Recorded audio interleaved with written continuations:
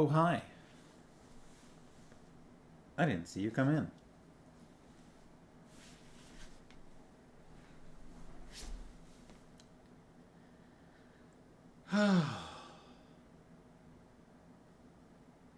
It's Wednesday.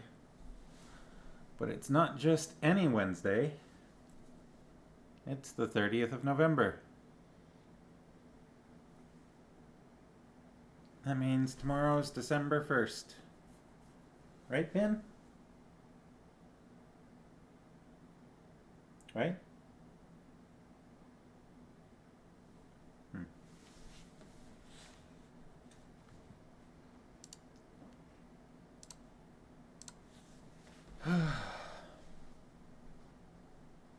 Goodness.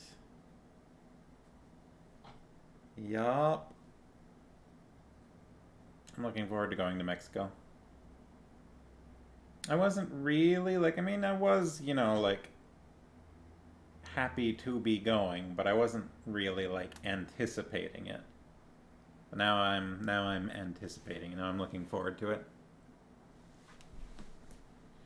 Not just the warm beaches and drinks, but I was also thinking about the food. I'm looking forward to breakfast buffets.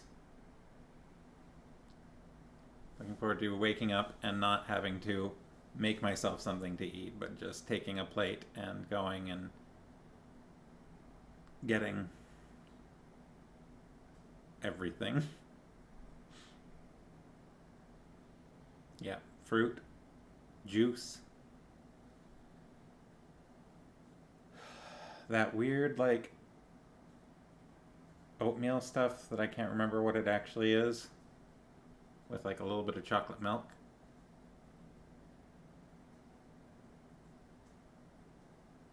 Cappuccinos, just be yes, we would like cappuccinos for the table. Yeah.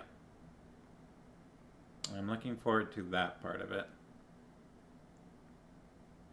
To just not putting effort into things for a week.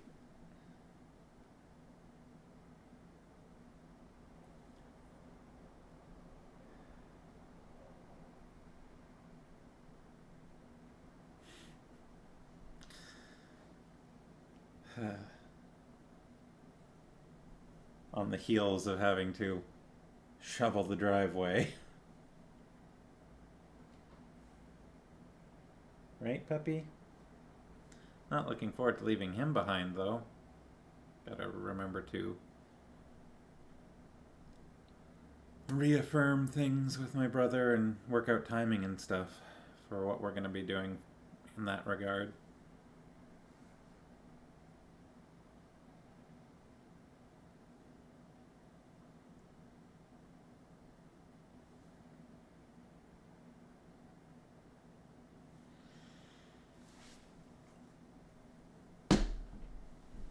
Hopefully, I just adjusted my chair, Ben. I'd like to have a good spicy burrito at some point while we're there. Nothing too complicated, just some good chorizo and beans and rice and cheese or something.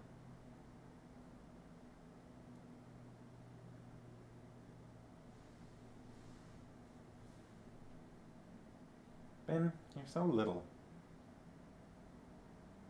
Why are you so tiny, huh? Just a little guy.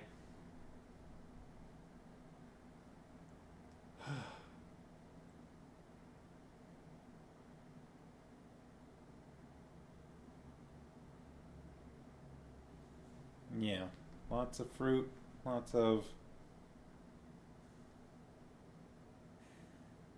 chips and cheese and that they have that one type of cheese there. Is it a goat cheese?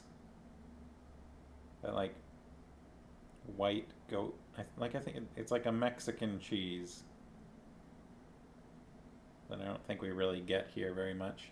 That's almost it's, yeah, something like that. It's kind of like a similar texture to like cottage cheese or something, but not flavor.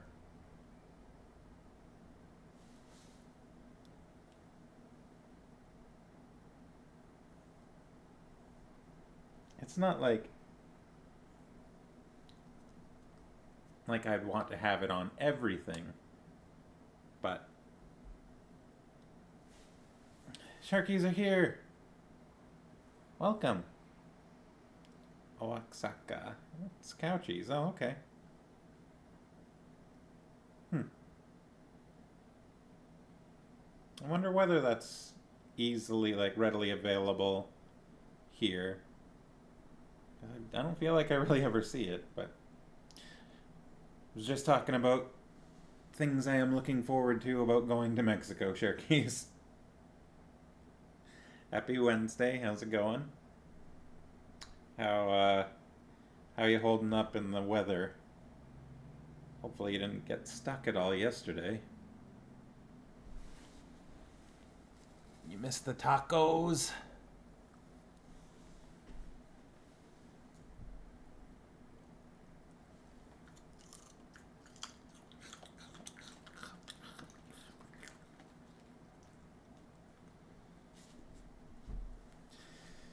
Instead of his treats that come in a bag, which I'm not sure if they sit well in his stomach.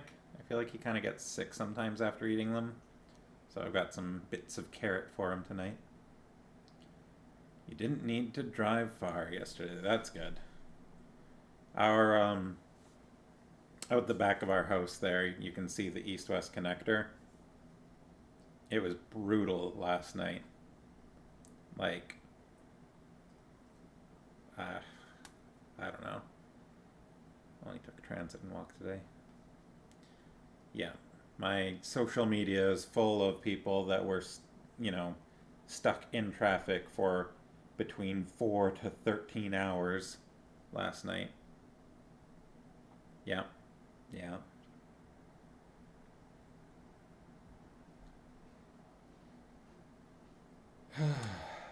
So, earlier in the day, we went out.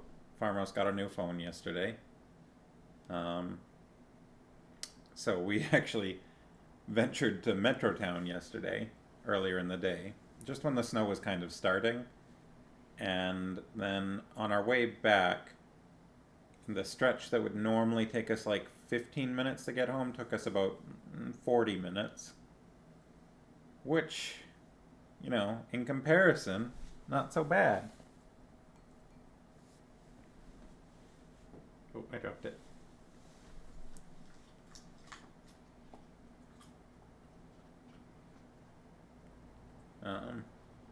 And then we luckily were able to stay home after that.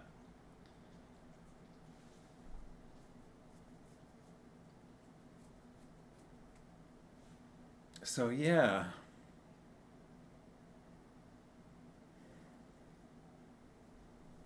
Yeah. 15-minute drive last night took 25. Oh, yeah, that's not so bad. That's in comparison to a lot of what I was hearing. That's not so bad. Yeah, it was just a parking lot out on the highway behind us. Just like, I'd look out and all of the cars are just stopped. Like not inching forward, just stopped. And then, look away and look out 10 minutes later and they haven't moved. They're in the exact same spots. And then look out another 20 minutes later and they're still in the exact same spots. A friend who had to abandon a car. Yeah. Yeah, one person I know parked her car once she finally got off the highway and got to somewhere where there was a parking lot. She parked and hiked home. Luckily, had some warm clothes in her car. I was able to retrieve the vehicle today. I imagine there was a lot of that.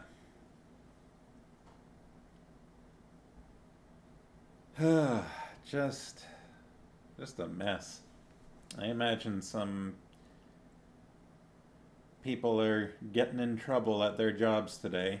And I imagine a lot of people are not going to their jobs today. Yeah. Although keeping water in the car can be tricky in case, it freezes. Water does not do well when it is in a container and then freezes. I mean, I guess that's in really extreme conditions, but...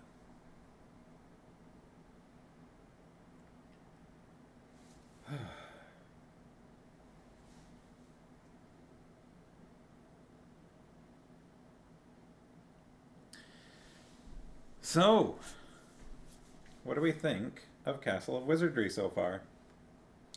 I feel like there's been a lot happening. Like, we have read the prologue and 3 chapters. You've seen a pop can freeze and split in a car in -40. I don't think I've been exposed to -40. I wonder what the lowest temperature I've been in has been. Honestly, if it reached -20, like if I've been to -20, I don't think it's beyond that. I have not been very far north in BC in the winter, or very far east in Canada, just in general, but especially in the winter. So, I haven't really had to deal with temperatures much more extreme than it gets, between Chilliwack to here, as far as negatives go.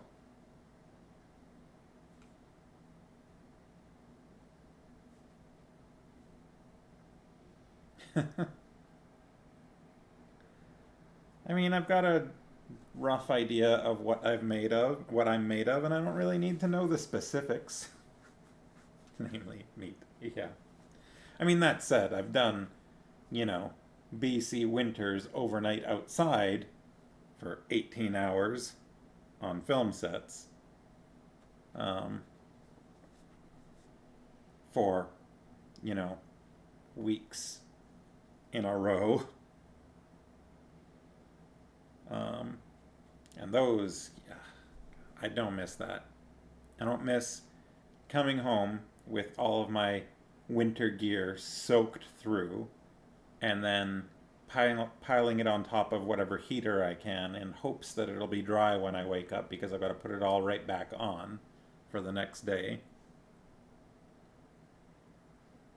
When you put your boots on in the morning and they squish, and that's how you're starting your day to go to work. I hate that.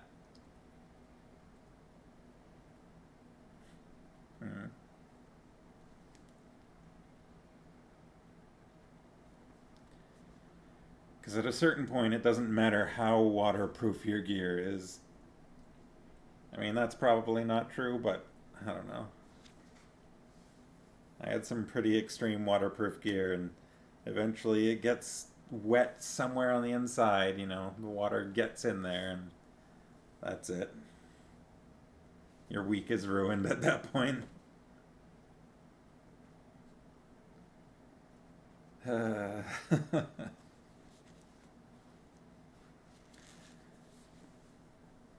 It's just so many of the shows around here are like that too. So many of the shows that film here feel the need to do overnight shots because they're, superhero shows or whatever. Yeah.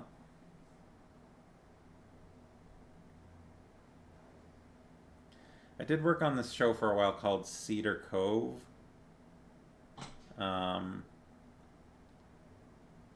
Which was just amazing because I was used to working on like Supernatural and The Flash and Prison Break and whatever, right?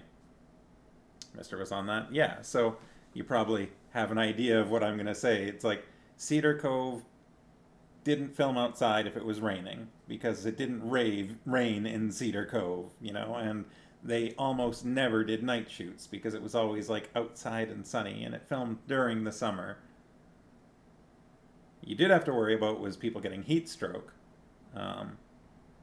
But, we had special hires for that to go around with cool towels and water bottles for everyone. So that show was like, from what I was used to working on and then working on that, I just remember being like, this is incredible. I want to do this all the time. It was like a summer vacation. Spent all our time in like Deep Cove and Fort Langley, outside on sunny days, just like by the water.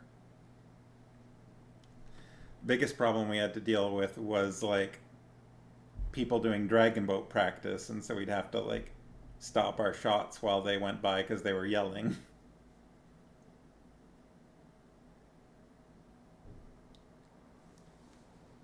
We had like kayak PAs. We had production assistants whose job was to sit out in the water in a kayak to like do their best to keep the shot clear while we were rolling from like people that were out in the water, or to like, you know, paddle past people and be like, hey, please don't look at the camera. I did not get the chance to do that particular job.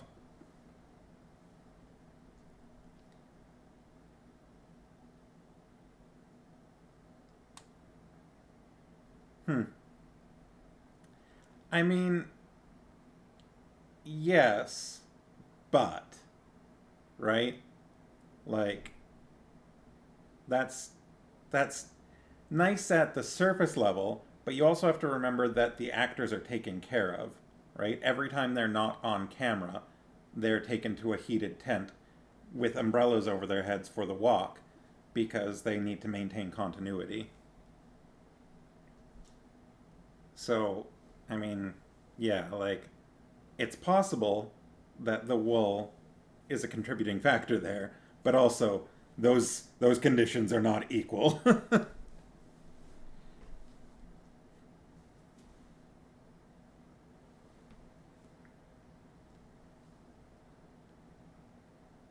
You want another carrot? Is that why you're sitting there with your head between your paws, giving me that look? You gotta earn it though. Which hand's it gonna be in? Which hand's it gonna be in? Which hand? It's coming apart a little bit. Sit. Okay, which hand? Is it that one? You that one? You sure it's that one? It's that one! You didn't even look at the other one.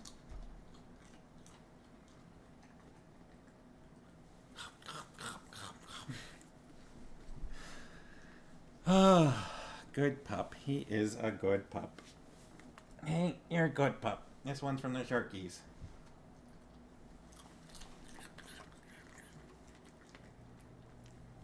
Chomp, chomp, chomp, chomp. He eats like a muppet. So, yeah. I kind of started to say earlier, but we're 3 chapters in, plus the prologue. Feels like a lot's been happening. Is that just me? Or does this book feel like they've really front-loaded a fair amount of action so far? I mean, it is, you know, it's not like this is, you know, the beginning of a story. This is still book 4 out of 5. His tail just droop. But this, like, past chapter, I felt like a lot was happening. Just chapter 3.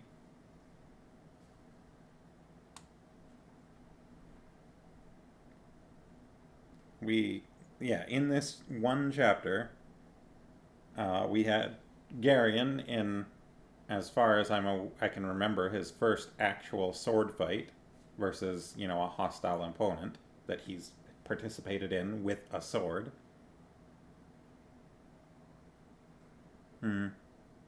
That's fair. Yeah, he he showed up, had a bit of an adventure. You know, there was a little bit of intrigue and some arguing and whatever, and then yeah, he was out pretty quickly before they left Arendia.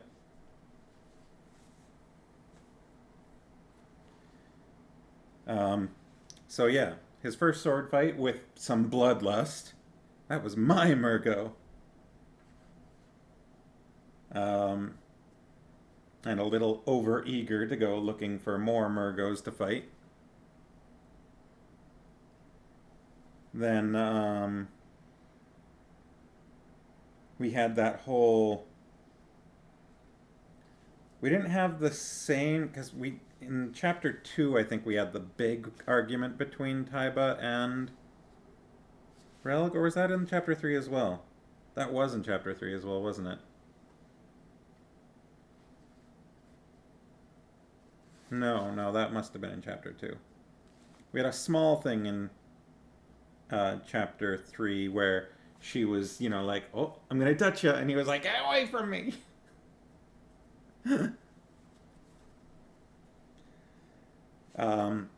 And then the hierarchs started attacking, targeting first Erend.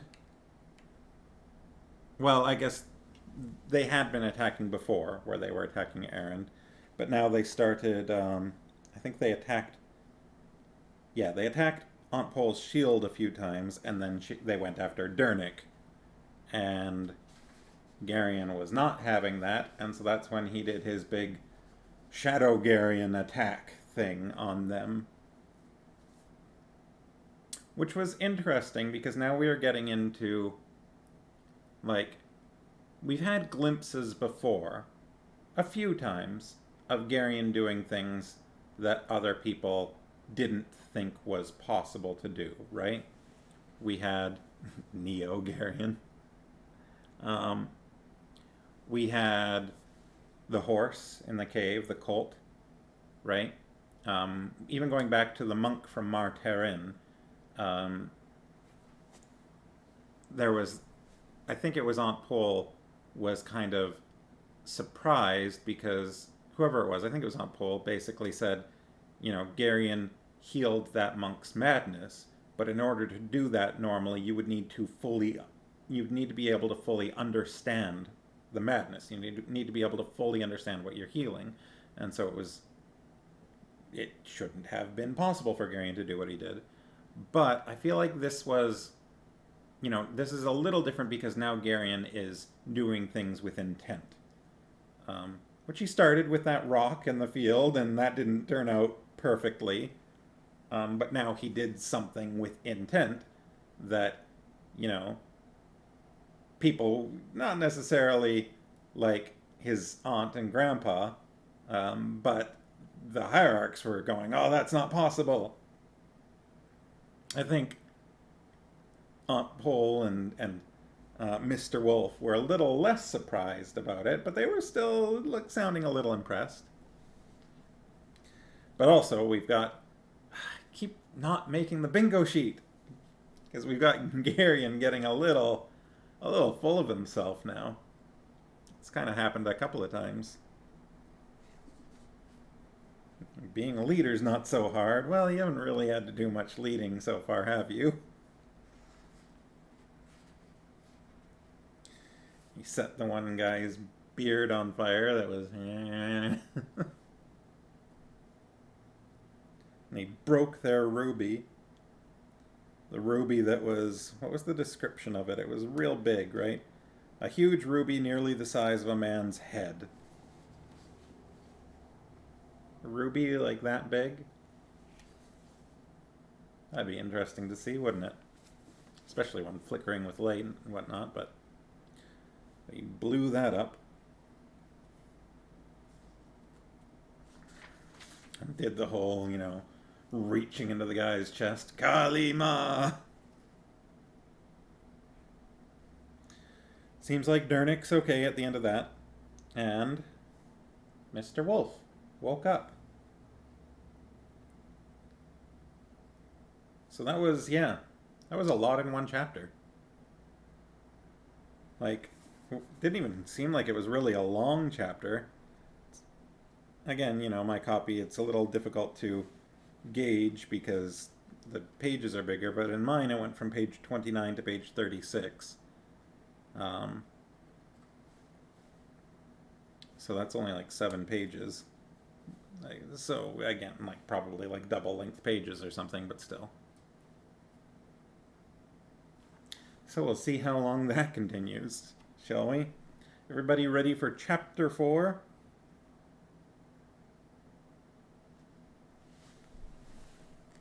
Demonstrating basic competence and suddenly the strongest ever. Yeah, I guess so.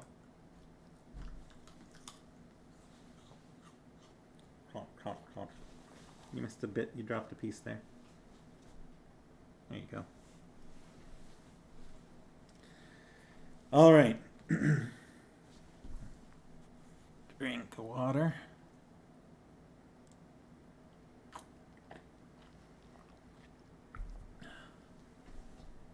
What? Carrots? Here we go. No regrets? Silk asked Garion that evening as they rode toward the sharply rising peaks outlined against the glittering stars ahead. Regrets about what? Giving up command. Silk had been watching him curiously ever since the setting sun had signaled the resumption of their journey. No, Garion replied, not quite sure what the little man meant. Why should there be? It's a very important thing for a man to learn about himself, Garion, Silk told him seriously. Power can be very sweet for some men, and you never know how a man's going to handle it until you give him the chance to try. Yeah, right.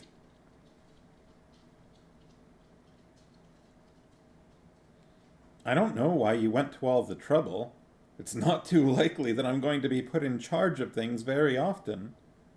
You never know, Garion. You never know. They rode on across the barren black sands of the wasteland toward the mountains looming ahead. The quarter moon rose behind them, and its light was cold and white. Near the edge of the wasteland there were a few scrubby thorn bushes huddling low to the sand and silvered with frost. It was an hour or so before midnight when they finally reached rocky ground, and the hooves of their horses clattered sharply as they climbed up out of the sandy waste. When they topped the first ridge, they stopped to look back. The dark expanse of the wasteland behind them was dotted with the watchfires of the Murgos, and far back along their trail they saw moving torches. I was starting to worry about that, Silk said to Belgarath, but it looks as if they found our trail after all. Let's hope they don't lose it again, the old man replied. Not too likely, really. I made it pretty obvious. Murgos can be a bit undependable sometimes. Belgarath seemed to have recovered almost completely. But Garion noted a weary slump to his shoulders, and was glad that they did not plan to ride all night. The mountains into which they rode were as arid and rocky as the ones lying to the north had been. There were looming cliffs and patches of alkali on the ground, and a bitingly cold wind that seemed to wail endlessly through the rocks and to tug at the coarse-woven Murgo robes that disguised them. It's kind of weird they're still wearing those, huh? I guess better to... It's just probably just in case anyone sees them from a distance. They pushed on until they were well into the mountains. Then, several hours before dawn, they stopped to rest and to wait for the sun to rise. When the first faint light appeared on the eastern horizon, Silk rode out and located a rocky gap passing to the northwest between two Ocherous cliff faces. Ocherous.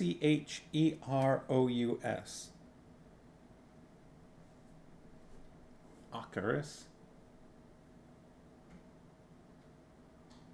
I feel like I've got sort of a visual idea of what that means. Ochre? No, it's not spelled like that. Right? O-C-H-E-R? Brown with ochre. Mm-hmm. Let's see.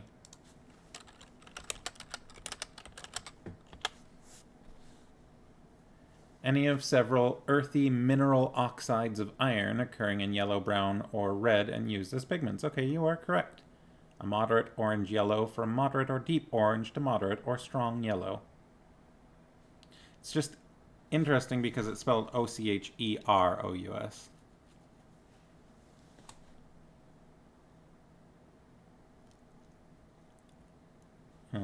Let's see.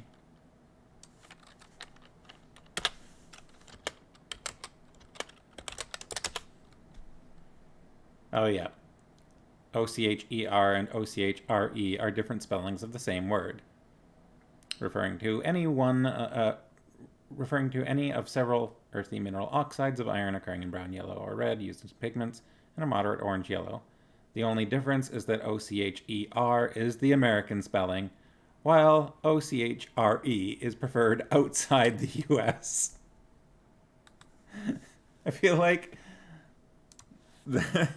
that differentiation is not usually so blunt. Americans do it like this. Everyone else does this. 10 points for the Sharkies. Yes.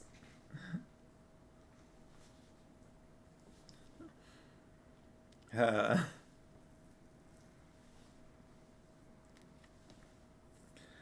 right. Let's see.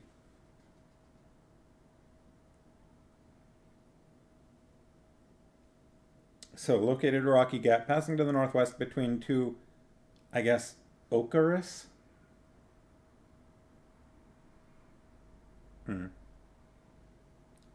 Cliff faces. As soon as he returned, they saddled their horses again and moved out at a trot. I was just talking about this.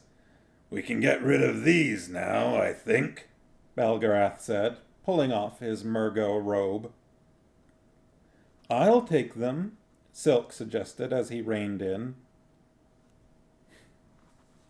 Silk's already got the future in mind, I guess. You know, any further endeavors could be handy to have a handful of Murgo robes.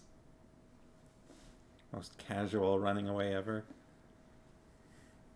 It's the distance. They've got to cover a distance in their fleeing.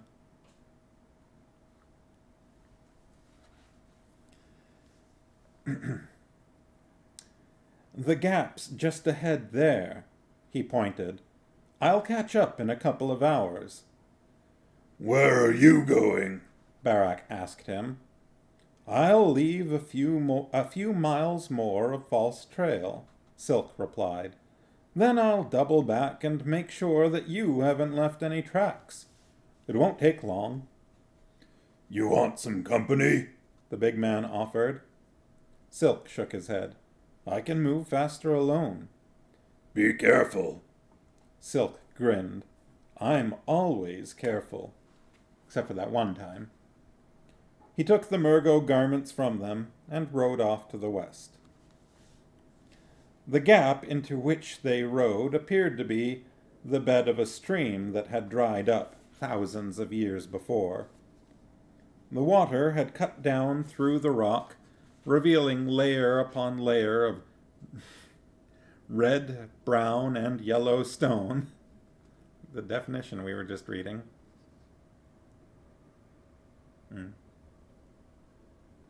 Lying in bands, one atop the other. The sound of their horses' hooves was very loud as they clattered along between the cliffs, and the wind whistled as it poured through the cut. Taiba drew her horse in beside Garion's. Everyone's got to get some Garion time. She was shivering, and she had the cloak he had given her pulled tightly about her shoulders. Is it always this cold? She asked, her large violet eyes very wide. In the winter time, he replied. I imagine it's pretty hot here in the summer.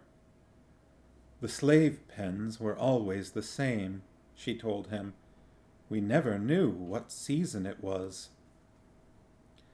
The twisting stream bed made a sharp bend to the right, and they rode into the light of the newly risen sun. Taiba gasped. What's wrong? Garion asked her quickly. The light, she cried, covering her face with her hands. It's like fire in my eyes. Relg, who rode directly in front of them, was also shielding his eyes. He looked back over his shoulder at the Marag woman. Here, he said. He took one of the veils he usually bound across his eyes when they were in direct sunlight, and handed it back to her. Cover your face with this until we're back into the shadows again. His voice was peculiarly neutral.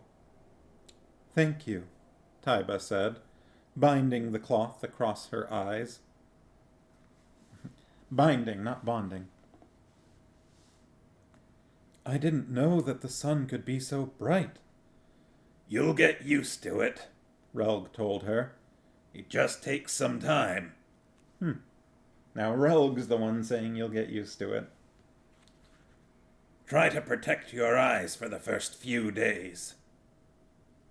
He seemed about to turn and ride on. Then he looked at her curiously. Haven't you ever seen the sun before? He asked her. No, she replied. Other slaves told me about it, though. The Murgos don't use women on their work gangs, so I was never taken out of the pens. It was always dark down there. It must have been terrible, Garion shuddered. She shrugged. The dark wasn't so bad. It was the light we were afraid of. Light meant that the Murgos were coming with torches to take someone to the temple to be sacrificed.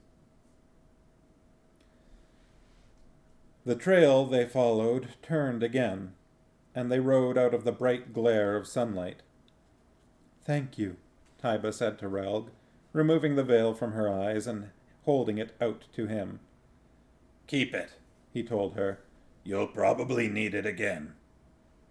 His voice seemed oddly subdued, and his eyes had a strange gentleness in them. As he looked at her, the haunted expression crept back over his face. Since they had left Rak-Thul, Garion had covertly watched these two. He knew that Relg, despite all his efforts, could not take his eyes off the Marag woman he had been forced to rescue from her living entombment in the caves. Although Relg still ranted about sin continually, his words no longer carried the weight of absolute conviction. Indeed, quite often they seemed to be little more than a mechanical repetition of a set of formulas. Occasionally, Garion had noted, even those formulas had faltered when Taiba's deep violet eyes had turned to regard the Ulgo's face. For her part, Taiba was quite obviously puzzled. Relg's rejection of her simple gratitude had humiliated her, and her resentment had been hot and immediate. His constant scrutiny, however, spoke to her with a meaning altogether different from the words coming from his lips. His eyes told her one thing, but his mouth said something else. She was baffled by him, not knowing whether to respond to his look or his words. Relg's changing, everybody. You've lived your whole life in the dark, then? Relg asked her curiously. Most of it, she replied. I saw my mother's face once, the day the Murgos came and took her to the temple. I was alone after that. Being alone is the worst of it. You can bear the dark if you aren't alone. How old were you when they took your mother away? I don't really know. I must have been almost a woman, though. because not long after that the Murgos gave me to a slave who had pleased them. There were a lot of slaves in the pens who did anything the Murgos wanted, and they were rewarded with extra food, or with women. I cried at first, but in time I learned to accept it. At least I wasn't alone anymore. Relg's face hardened. Yeah. And Taiba saw the expression. What should I have done? She asked him. When you're a slave, your body doesn't belong to you. They can sell you or give you to anybody they want to, and there's nothing you can do about it. There must have been something. Such as what? I didn't have any kind of weapon to fight with, or to kill myself with. And you can't strangle yourself. She looked at Garion. Did you know that? Some of the slaves tried it, but all you do is fall into unconsciousness, and then you start to breathe again. Isn't that curious? Did you try to fight? It seemed terribly important to Relg for some reason. What would have been the point? The slave they gave me to was stronger than I. He'd have just hit me until I did what he wanted. You should have fought, Relg declared adamantly. A little pain is better than sin, and giving up like that is sin. Is it? If somebody forces you to do something, and there's no possible way to avoid it, is it really sin?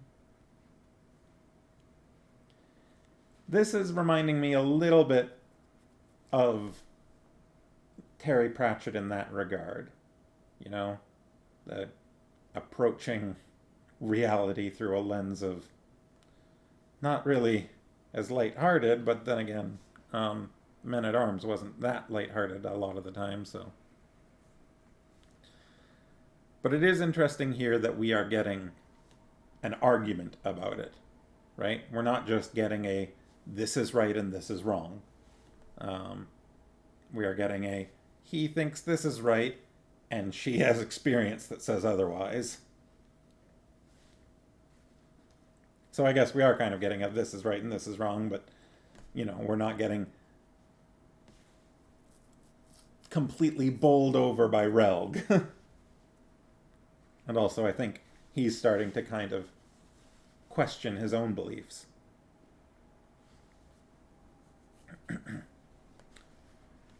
Let's continue with that. If somebody forces you to do something and there's no possible way to avoid it, is it really sin? Relg started to answer, but her eyes, looking directly into his face, seemed to stop his tongue. He faltered, unable to face that gaze. Abruptly, he turned his mount and rode back toward the pack animals. Why does he fight with himself so much? Taiba asked. He's completely devoted to his god, Garion explained. He's afraid of anything that might take away some of what he feels he owes to Ul. Is this Ul of his really that jealous? No, I don't think so, but Relg does. Taiba pursed her lips into a sensual pout. Did it have to be sensual? Come on.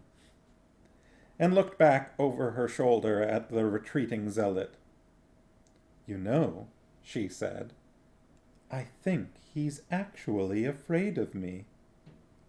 She laughed then, that same low, wicked little laugh, and lifted her arms to run her fingers through the glory of her midnight hair. No one's ever been afraid of me before. Not ever. I think I rather like it. Will you excuse me? She turned her horse without waiting for a reply, and quite deliberately rode back after the fleeing Relg.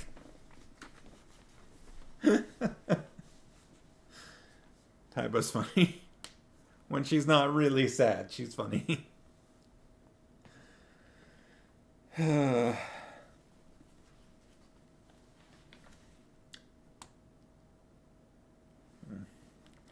All of this subject matter is, of course, really disgusting.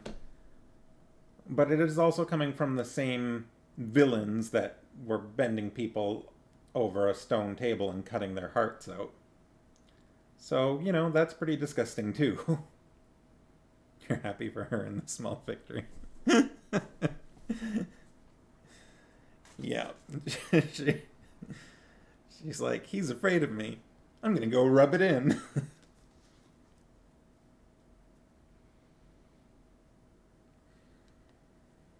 Garion thought about it as he rode on through the narrow, twisting canyon.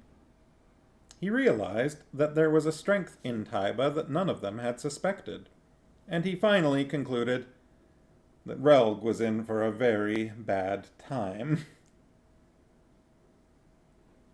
He trotted on ahead to speak to Aunt Pole about it as she rode with her arms about Erend. "It's really none of your business, Garion," she told him. "Relg and Taiba can work out their problems without any help from you. I was just curious, that's all. Relg's tearing himself apart, and Taiba's all confused about him. What's really going on between them, Aunt Pole?" "Something very necessary," she replied. "You could say that about nearly everything that happens, Aunt Pole." It was almost an accusation.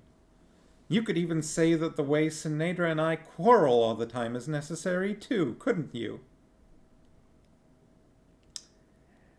She looked slightly amused.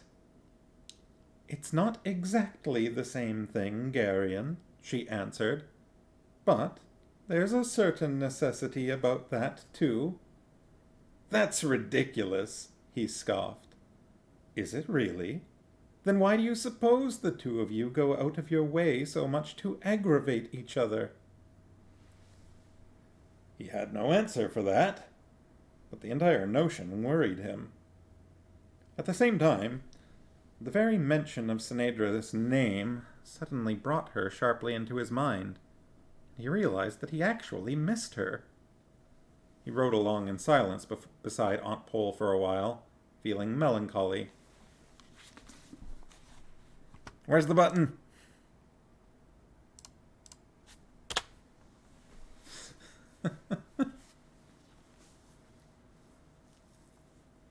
Finally, he sighed.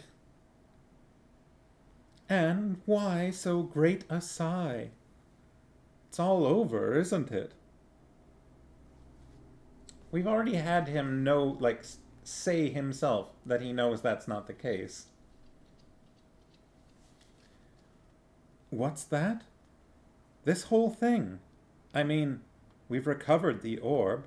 That's what this was all about, wasn't it?" "There's more to it than that, Garion. Much more. And we're not out of Cthulmurgos yet, are we? You're not really worried about that, are you?" But then, as if her question had suddenly uncovered some lingering doubts in his own mind, he stared at her in sudden apprehension. "What would happen if we didn't?" he blurted. "If we didn't make it out, I mean. What would happen to the West if we didn't get the orb back to Riva?" "Things would become unpleasant.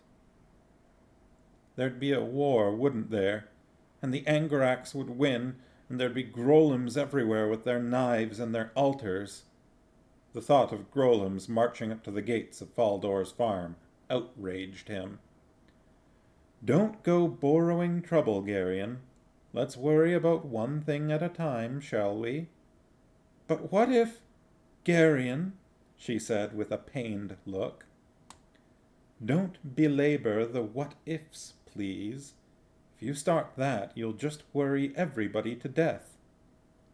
"You say what if to grandfather all the time," he accused. "That's different," she replied. All right.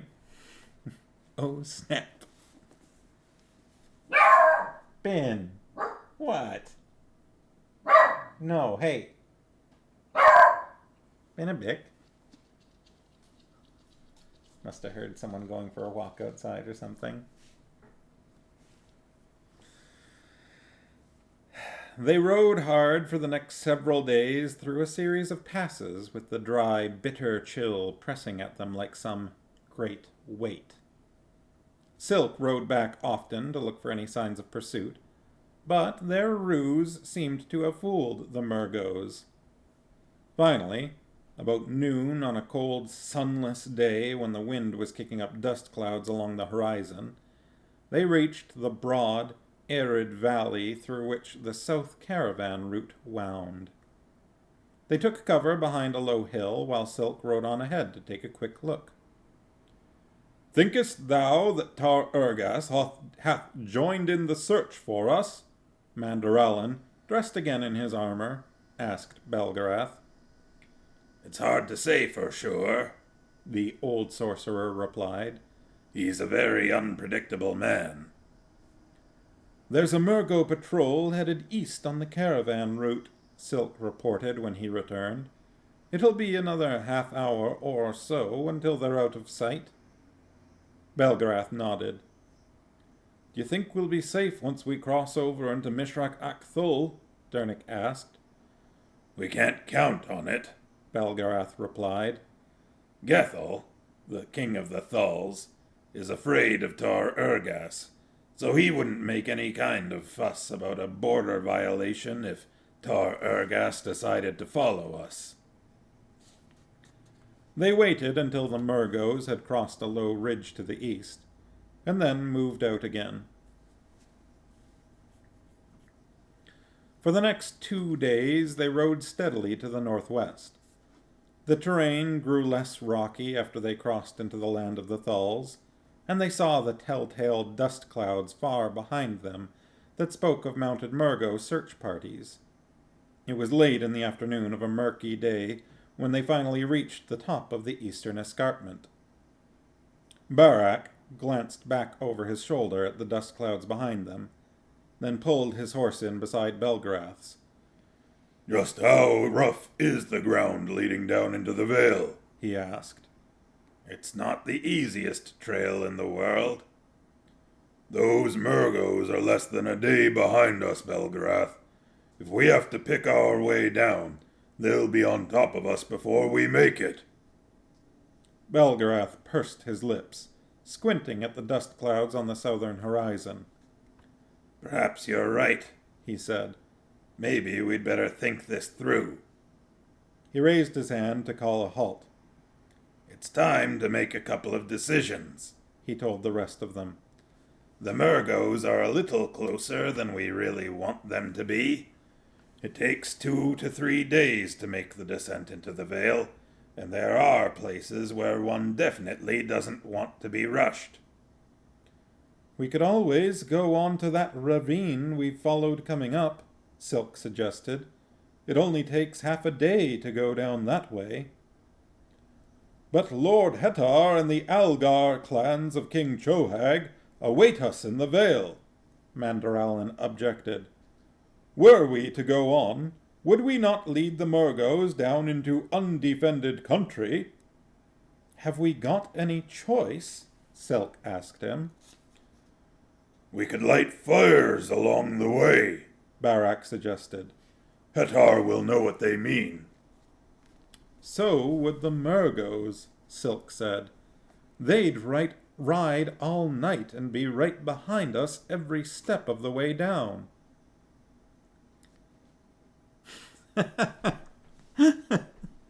Right? Fair game.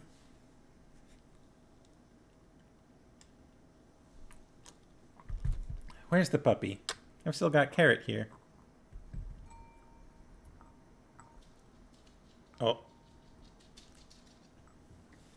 Tuss.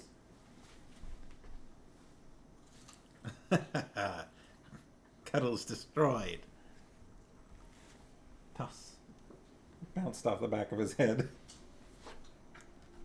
You're welcome. Yeah, you're welcome.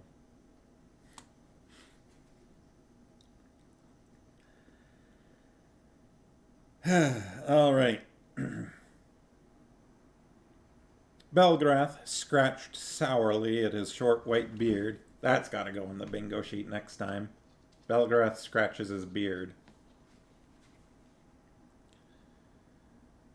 I think we are going to have to abandon the original plan, He decided. We have to take the shortest way down, and that means the ravine, I'm afraid. We'll be on our own once we get down, but that can't be helped. Surely King Chohag will have scouts posted along the foot of the escarpment, Dernick said, his plain face worried. We can hope so, Barak replied. All right, Belgrath said firmly. We'll use the ravine. I don't altogether like the idea, but our options seem to have been narrowed a bit. Let's ride. It was late afternoon when they reached the shallow gully at the top of the steep notch leading down into the plain below. Belgarath glanced once down the precipitous cut and shook his head. Not in the dark, He decided. Can you see any sign of the Algars? He asked Barak, who was staring out at the plain below. I'm afraid not, The red-bearded man answered. Do you want to light a fire to signal them? No, The old man replied. Let's not announce our intentions. I will need a small fire, though, Aunt Pole told him. We all need a hot meal. I don't know if that's wise, Polgara, Belgarath objected. We'll have a hard day tomorrow, Father, she said firmly. Dernick knows how to build a small fire and keep it hidden. Have it your own way, Pole, The old man said in a resigned tone of voice. Naturally, Father. Yeah, Iro Dernick knows how to build a small fire and keep it hidden. Or not. It was cold that night, and they kept their fire small and well sheltered. As the first light of dawn began to stain the cloudy sky to the east, they rose and prepared to descend the rocky cut toward the plain below. I'll strike the tents, Dernick said. Just knock them down, Belgarath told him. He turned and nudged one of the packs thoughtfully with his foot. We'll take only what we absolutely have to have, He decided. We're not going to have the time to waste on these. You're not going to leave them? Dernick sounded shocked.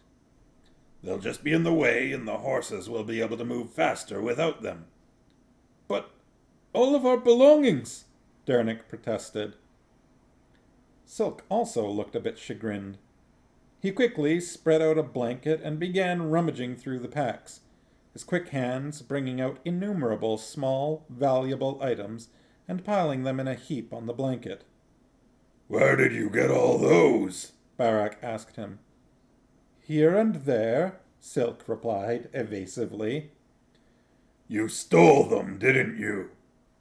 Some of them, Silk admitted. We've been on the road for a long time, Barak. Do you really plan to carry all of that down the ravine? Barak asked, curiously eyeing Silk's treasures. Silk looked at the heap, mentally weighing it. Then he sighed with profound regret. No, he said, I guess not. He stood up and scattered the heap with his foot. It's all very pretty, though, isn't it? Now I guess I'll have to start all over again. He grinned then. It's the stealing that's fun anyway. Let's go down. And he started toward the top of the steeply descending stream bed that angled sharply down toward the base of the escarpment. The unburdened horses were able to move much more rapidly, and they all passed quite easily over spots Garion remembered painfully from the upward climb weeks before. By noon they were more than halfway down. Then Polgara stopped and raised her face. Father, she said calmly, they've found the top of the ravine. How many of them? It's an advance patrol. no more than 20. Far above them they heard a sharp clash of rock against rock, and then, after a moment, another. I was afraid of that, Belgarath said sourly. What? Garion asked. They're rolling rocks down on us. The old man grimly hitched up his belt.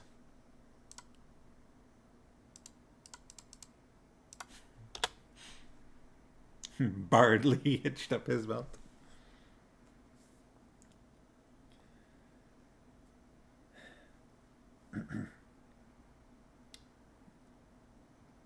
The old man grimly hitched up his belt. All right, the rest of you go on ahead.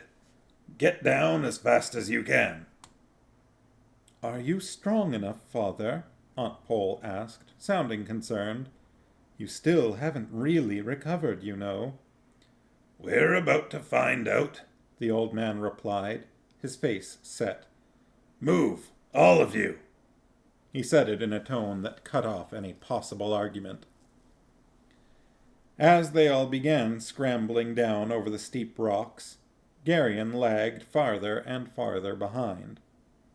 Finally, as Dernick led the last pack-horse over a jumble of broken stone and around a bend, Garion stopped entirely and stood listening.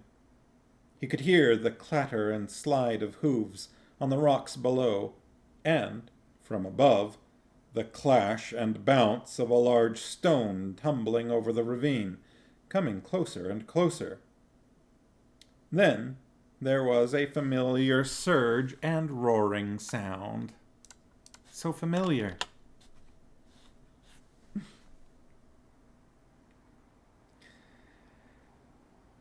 A rock, somewhat larger than a man's head, went whistling over him, angling sharply up out of the cut, to fall harmlessly far out on the tumbled debris at the floor of the escarpment. Carefully, Garion began climbing back up the ravine, pausing often to listen. Belgarath was sweating as Garion came into sight around a bend in the ravine, a goodly way above, and ducked back out of the old man's sight. Another rock, somewhat larger than the first, came bounding and crashing down the narrow ravine, bouncing off the walls and leaping into the air each time it struck the rocky stream bed. About 20 yards above Belgarath, it struck solidly and spun out into the air. The old man gestured irritably, grunting with the effort, and the rock sailed out in a long arc, clearing the walls of the ravine and falling out of sight. Wasn't it Belgarath that said that the gestures weren't really necessary? Garion quickly crossed the stream bed and went down several yards more, staying close against the rocky wall and peering back to be sure he was concealed from his grandfather. When the next rock came bouncing and clashing down toward them, Garion gathered his will. He'd have to time it perfectly, he knew, and he peered around a corner, watching the old man intently. When Belgarath raised his hand, Garion pushed his own will in to join his grandfather's, hoping to slip a bit of unnoticed help to him. Belgarath watched the rock go whirling far out over the plain below. Then he turned and looked sternly down the ravine. All right, Garion, he said crisply. Step out where I can see you. Somewhat sheepishly, Garion went out into the center of the stream bed and stood looking up at his grandfather. Why is it that you can never do what you're told to do? The old man demanded. I just thought I could help, that's all. Did I ask for help? Do I look like an invalid? There's another rock coming. Don't change the subject. I think you're getting above yourself, young man. Grandfather, Garion said urgently, staring at the large rock bounding down the ravine directly for the old man's back. He threw his will under the rock and hurled it out of the ravine.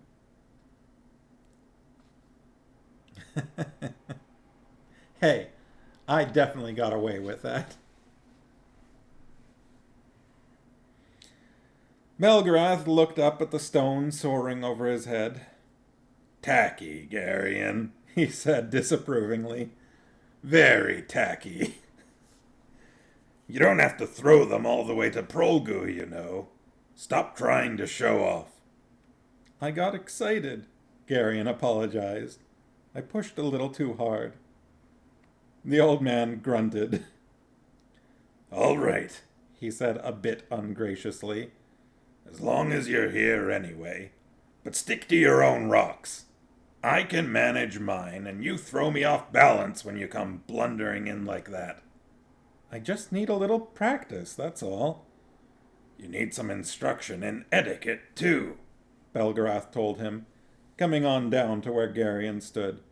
You don't just jump in with help until you're asked. That's very bad form, Garion. Another rock coming, Garion informed him politely. Do you want to get it, or shall I? Don't get snippy, young man, Belgarath told him, then turned and flipped the approaching rock out of the ravine.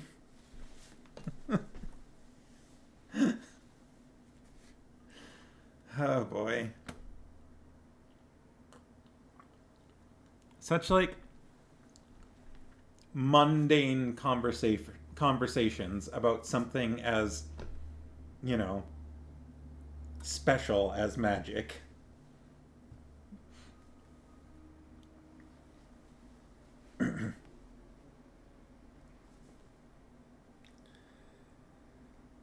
They moved on down together, taking turns on the rocks the Murgos were rolling down the ravine.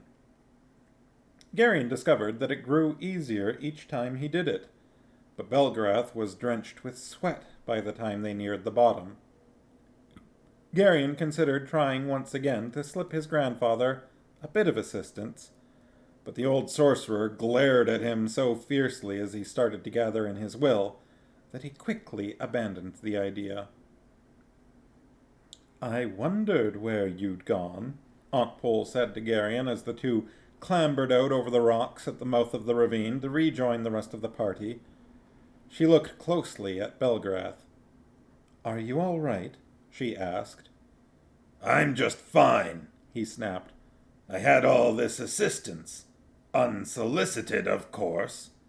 He glared at Garion again.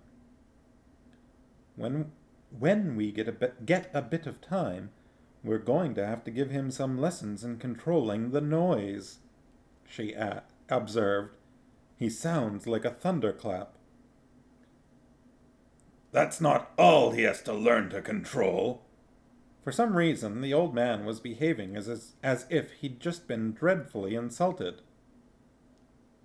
Too much, Hank. What now? Barak asked. Do you want to light signal fires and wait here for Hatar and Chohag? This isn't a good place, Barak.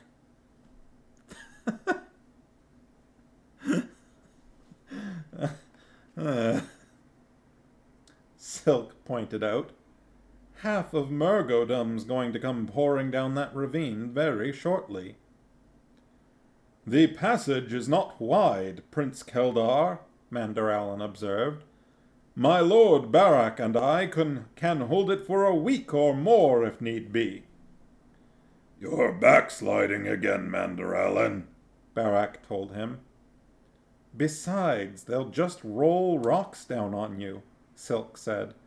And they're going to be dropping boulders off the edge up there before long. We're probably going to have to get out on the plain a ways to avoid that sort of thing. Dernick was staring thoughtfully at the mouth of the ravine. We need to send something up there to slow them down, though, he mused. I don't think we want them right behind us. It's a little hard to make rocks roll uphill, Barak said. I wasn't thinking of rocks, Dernick replied. We'll need something much lighter. What could Dernick be thinking of?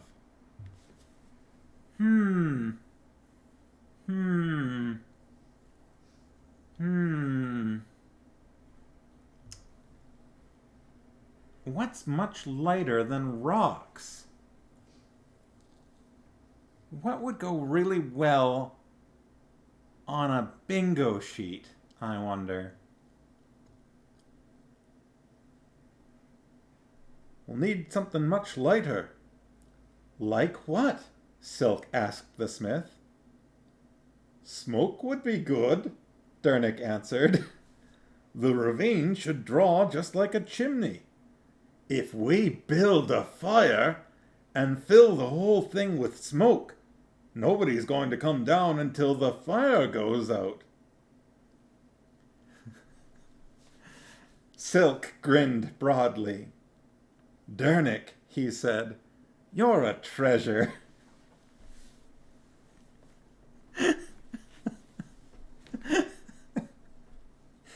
It's hilarious how accurate that has turned out to be.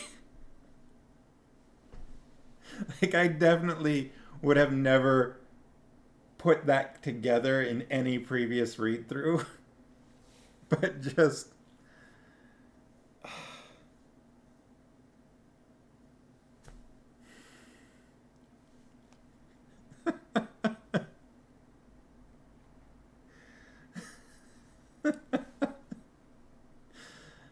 Oh boy, that's great. And that's also the end of chapter 4. Oh, Dernick. Pyro Dernick.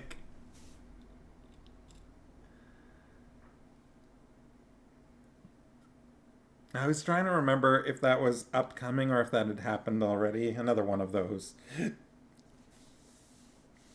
Firebender.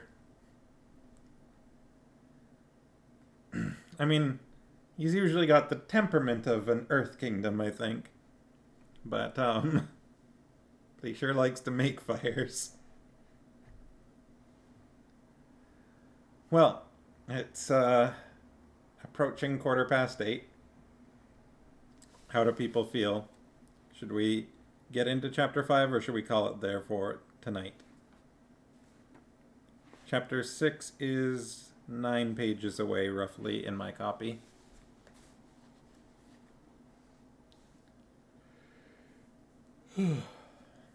I say, yawning.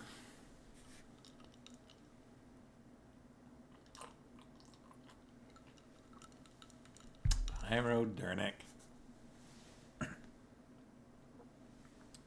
Yeah? A little bit more? Alright. Let's do a bit more. Let's see how it goes. There were bushes, scrub, and bramble.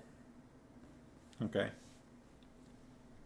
For the most part, growing here and there along the base of the cliff, and they quickly fanned out with their swords to gather enough to build a large, smoky fire.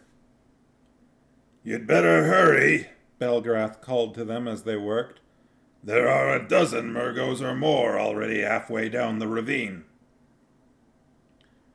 Dernick, who had been gathering dry sticks and splintered bits of log, ran back to the mouth of the ravine, knelt, and began striking sparks from his flint into the tinder he always carried. In a few moments he had a small fire going, the orange flames licking up around the weathered gray sticks. Carefully he added larger pieces, until his fire was a respectable blaze. Dernick's having a great time. It's Dernick's time to shine. Literally. Then he began piling thorn bushes and brambles atop it, critically watching the direction of the smoke. The bushes hissed and smoldered fitfully at first, and a great cloud of smoke wafted this way and that for a moment, then began to pour steadily up the ravine. Dernick nodded with satisfaction. Just like a chimney, he observed. From far up the cut came shouts of alarm, and a great deal of coughing and choking. How long can a man breathe smoke before he chokes to death? Silk asked. Not very long, Dernick replied. I didn't think so. The little man looked happily at the smoking blaze. "Good fire," he said, holding his hands out to the warmth. And Dernick took that personally. The smoke's going to delay them, but I think it's time to move on out, Belgarath said, squinting at the cloud-obscured ball of the sun hanging low over the horizon to the west. We'll move on up the face of the escarpment, then make a run for it. We'll want to surprise them a bit, to give us time to get out of range before they start throwing rocks down on us. Is there any sign of Hatar out there? Barak asked, peering out at the grassland. We haven't seen any yet, Dernick replied.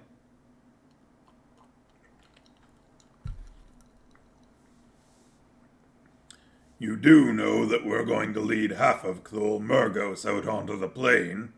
Barak pointed out to Belgarath. That can't be helped. For right now, we've got to get out of here. If Tar Ergas is up there, he's going to send people after us, even if he has to throw them off the cliff personally. Let's go. They followed the face of the cliff for a mile or more until they found a spot where the rockfall did not extend so far out onto the plain. This'll do, Belgarath decided. As soon as we get to level ground, we ride hard straight out. An arrow shot off the top of that cliff will carry a long way. Is everybody ready? He looked around at them. Let's move, then.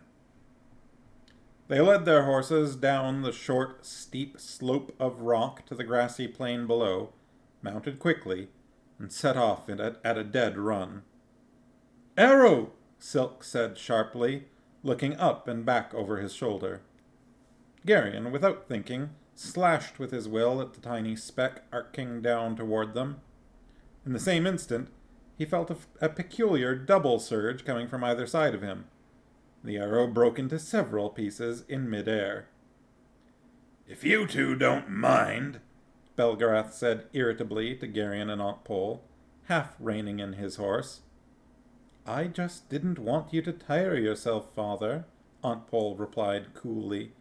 I'm sure Garion feels the same way. Couldn't we discuss it later? Silk suggested, looking apprehensively back at the towering escarpment. While yes, an arrow shot from up there could travel a long ways, you would have to be one heck of a marksman to actually hit a target among the group of mounted people riding away from you. I guess if you're shooting it's probably mostly going to be quantity over quality, but still.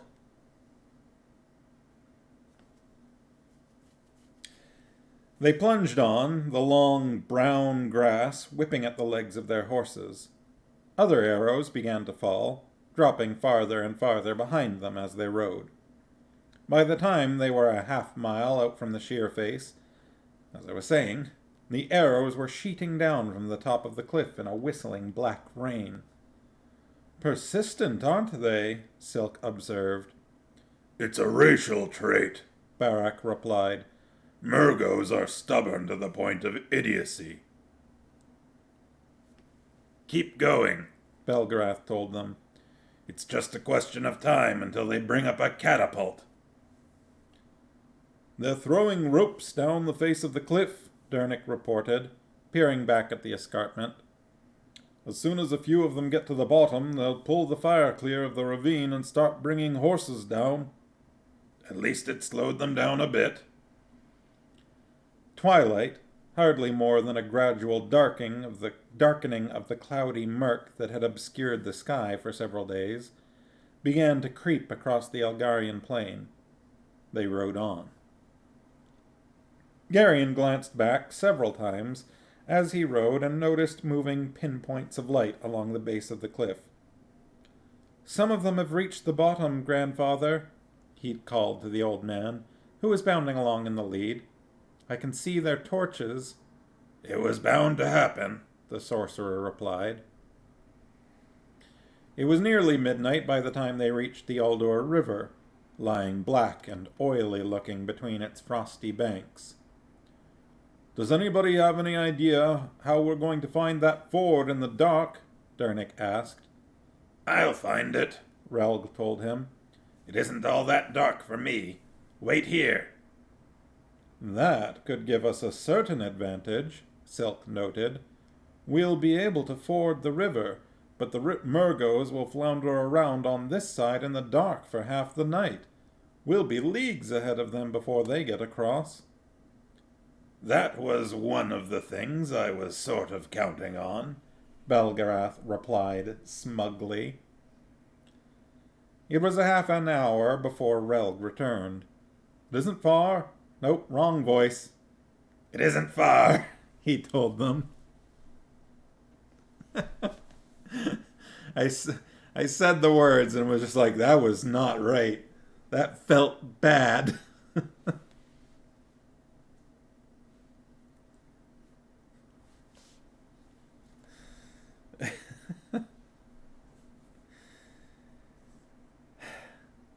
Yeah, briefly.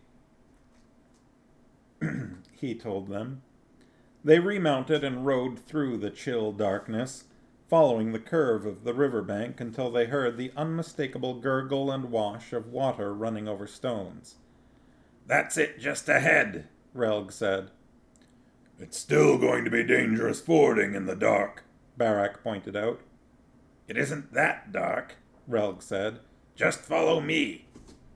He rode confidently 100 yards farther upriver, then turned and nudged his horse into the shallow, rippling water. Garion felt his horse flinch from the icy chill as he rode out into the river, following closely behind Belgarath. Behind him, he heard Dernick coaxing the now unburdened pack animals into the water.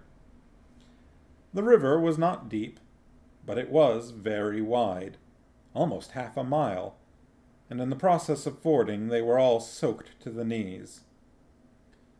"The rest of the night promises to be moderately unpleasant," Silk observed, shaking one sodden foot. "At least you've got the river between you and Tar Ergas," Barak reminded him. "That does brighten things up a bit," Silk admitted.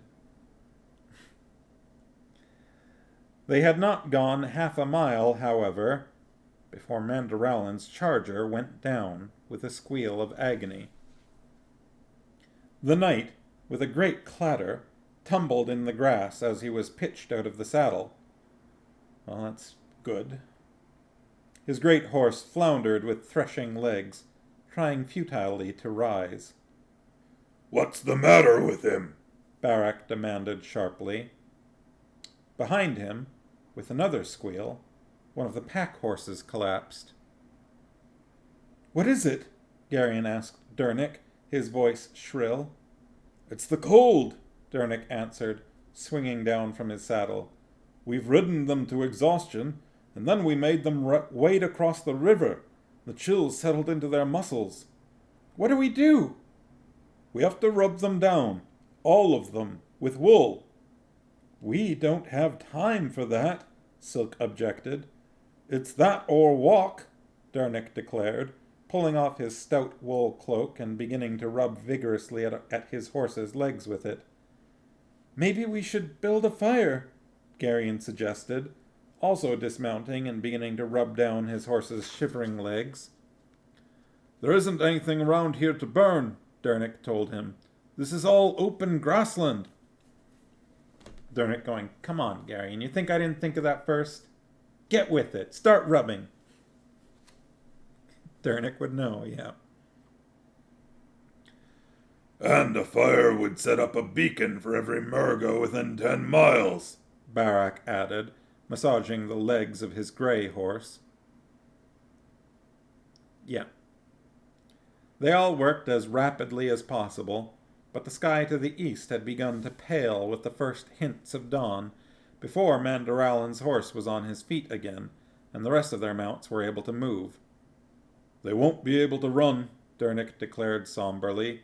"We shouldn't even ride them." "Dernick," Silk protested, Tower Ergas is right behind us. They won't last a league if we try to make them run, the smith said stubbornly. There's nothing left in them. They rode away from the river at a walk. Even at that pace, Garion could feel the trembling of his horse under him. They all looked back frequently, watching the dark shrouded plain beyond the river as the sky grew gradually lighter. When they reached the top of the first low hills, the deep shadow, which had obscured the grasslands behind them, faded, and they were able to see movement. Then, as the light grew stronger, they saw an army of Murgos swarming toward the river. In the midst of them were the flapping black banners of Tar Ergas himself. The Murgos came on in waves until they reached the far bank of the river. Then their mounted scouts ranged out until they located the ford. The bulk of the army Tar Ergas had brought down to the plain was still on foot, but clusters of horses were being driven up from the rear as rapidly as they could be brought down the narrow cut leading from the top of the escarpment. As the first units began splashing across the ford, Silk turned to Belgarath. "Now what?" the little man asked in a worried voice. "We'd better get off the top of this hill," the old man replied. "I don't think they've seen us yet, but it's just a question of time, I'm afraid." They rode down into a little swale, Swale, just beyond the hill. The overcast, which had obscured the sky for the past week or more, had begun to blow off, and broad patches of pale, icy blue had begun to appear, though the sun had not yet come up.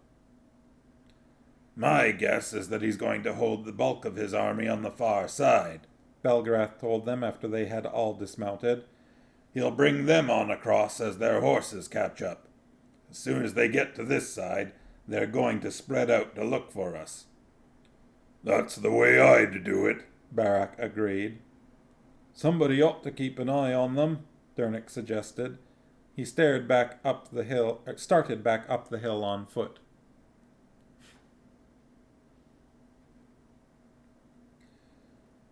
"I'll let you know if they start doing anything unusual." Belgarath seemed lost in thought. He paced up and down, his hands clasped together behind his back, and an angry look on his face. "This isn't working out the way I'd expected," he said finally. "I hadn't counted on the horses playing out on us." "Is there any place we can hide?" Barak asked. Belgarath shook his head. "This is all grassland," he replied. "There aren't any rocks or caves or trees, and it's going to be impossible to cover our tracks." He kicked at the tall grass. "This isn't turning out too well," he admitted glumly. "We're all alone out here on exhausted horses." He chewed thoughtfully at his lower lip. "The nearest help is in the Vale.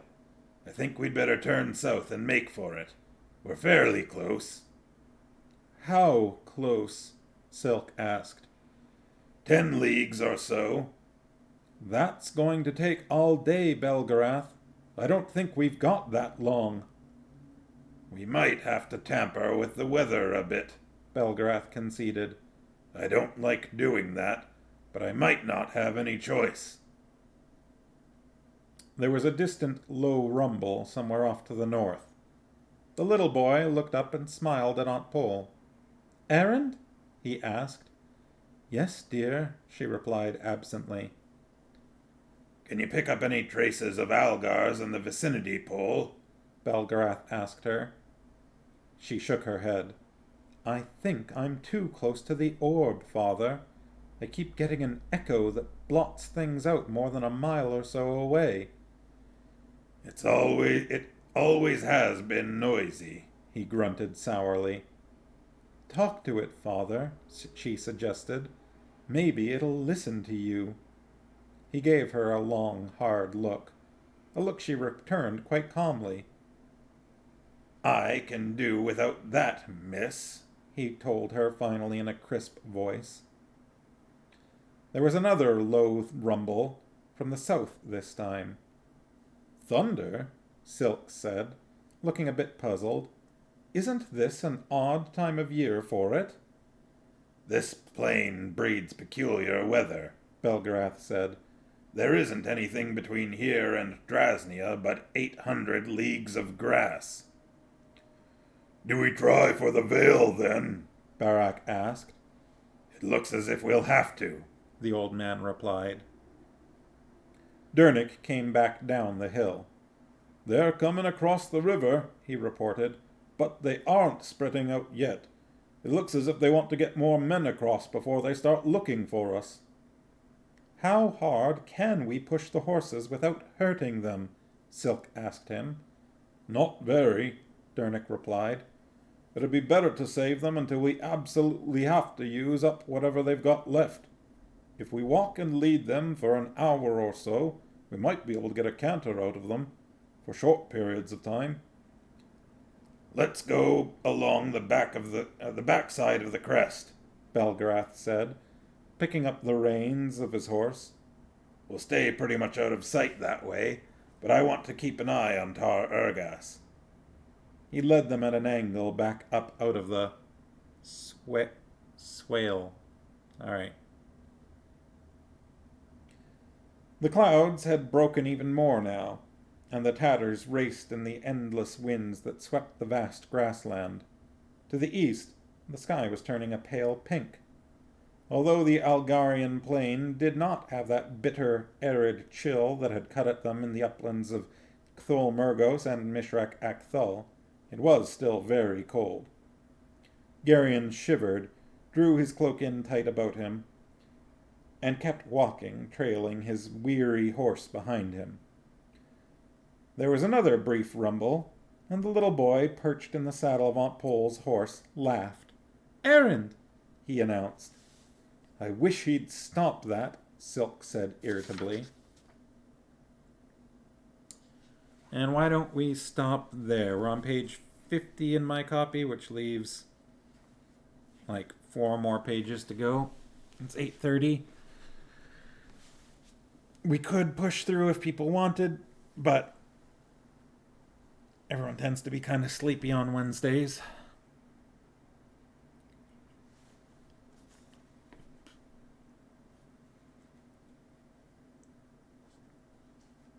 Try to put my bookmark in sideways, my little leafy bookmark.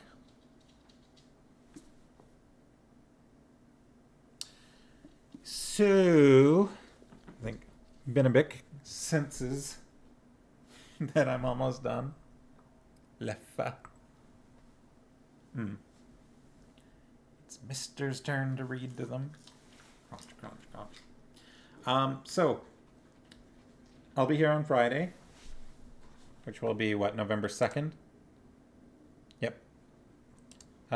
So we'll read then, and then next week I will not be here. So that, yeah. Basically, next Wednesday and Friday, the 7th and the 9th, respectively. There will be no stream. But then I'll be back the week after that. I should be. What's after that? December. We're into December as of tomorrow, everyone. December 14th and 16th. As far as I can think of, I don't think I have anything that will get in the way of doing the stream on those days. So we'll miss a week, and then we'll be back for a week.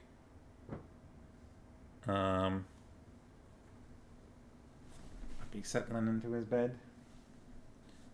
And then the following week after that would be the 21st and the 23rd.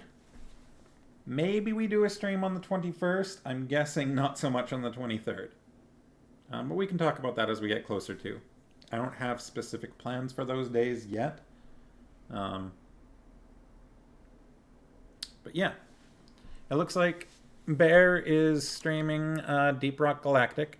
So why don't I start a raid on over to him and we can say hi to him before everyone heads off to sleep. He always appreciates that. Yeah. So I hope everyone's enjoying the book so far. It's interesting that this book is feeling to me like less anxiety-inducing a little bit than Men-at-Arms was. Anxiety-inducing is wrong, but less stressful. At least the latter half of Men-at-Arms. We'll see how the latter half of this book feels when we get there.